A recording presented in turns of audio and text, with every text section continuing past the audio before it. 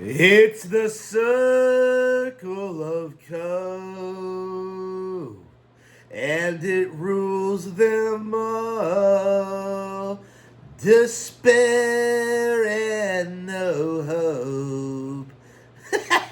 Pokemon haters are coping and seething. They have tried and failed to destroy Pokemon champions. Because this game kind of felt like it came out of nowhere, right? Because this was announced last year, we knew it was coming, but I noticed that nobody was addressing this as a major Nintendo Switch game for this year. You know, it was something that people were just downplaying and ignoring and were just trying their best not to talk about. We saw like similar behavior with Pokepia when that was unveiled, when that was coming out. Like people were trying to say it wasn't a big deal and that nobody cared.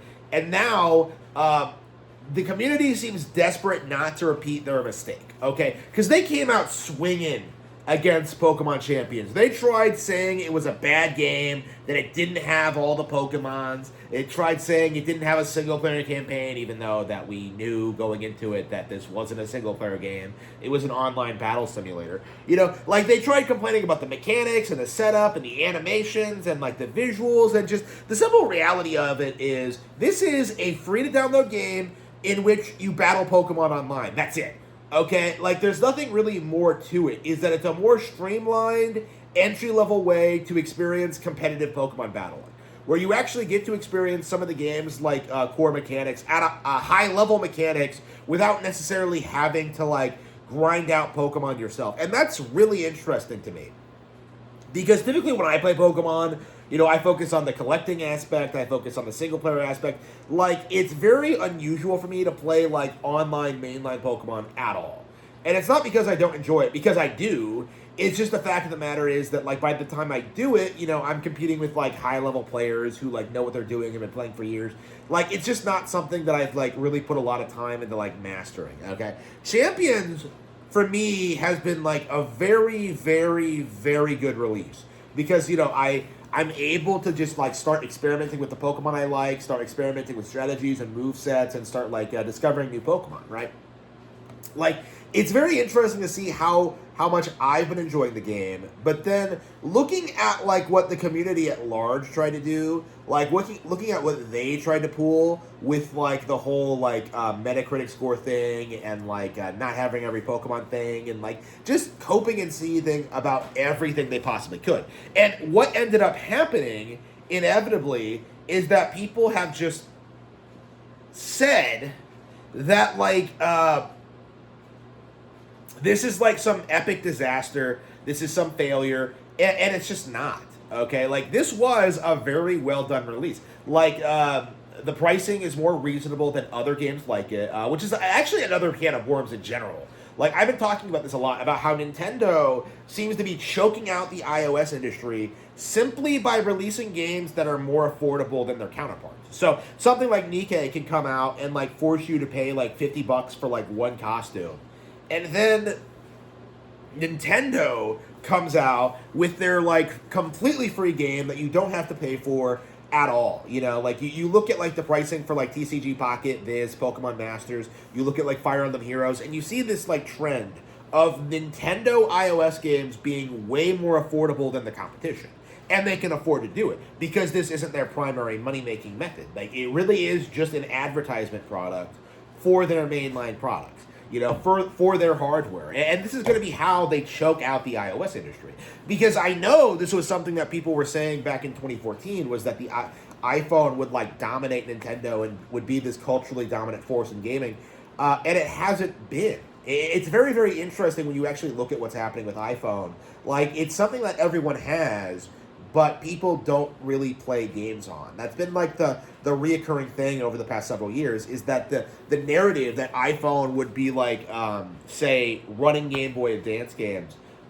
It's technically true. You can do it. You can get emulators on there and like illegally play old Nintendo games, but it is not and never will be the ideal way to play those titles. You know, like.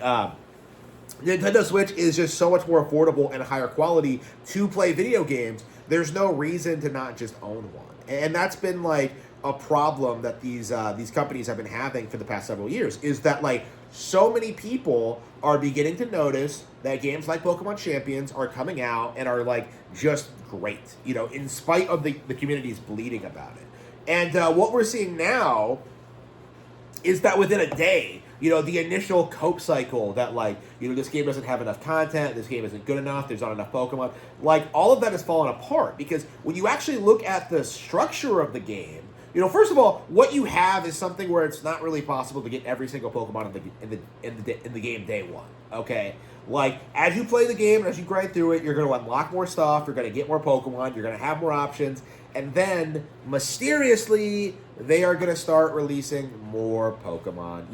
Like, this is the thing that these people just don't understand, is that Pokemon Champions, from a business model standpoint, is pretty much industry standard when it comes to mobile games. People were treating this like a full $60 release when it was a free-to-download game. Again, like, for what it is, it's an extraordinary value, extraordinarily affordable, and, like, we're at the point now where people are complaining about a game that is free being too expensive and cheap.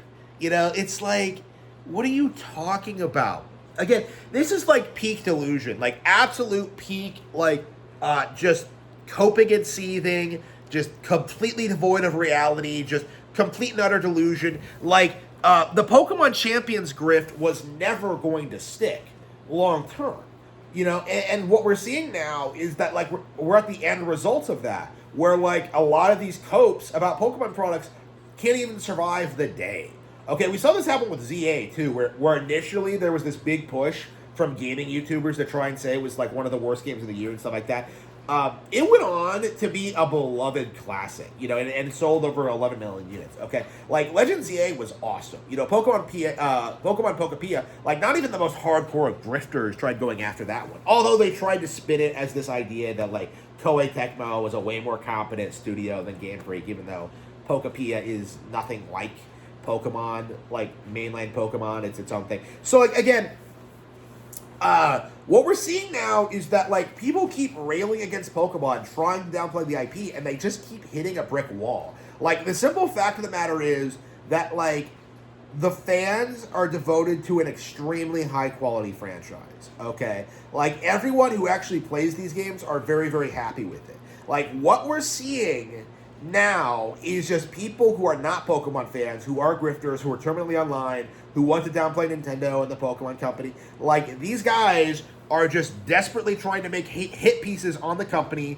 for clicks and views, and what's happening is that they're starting to, like, make themselves into stereotypical Pokemon haters, okay? People who aren't invested in the franchise, who don't know anything about it, who will disrespect it at every turn, and will just kind of get, like, eventually get mocked by actual fans.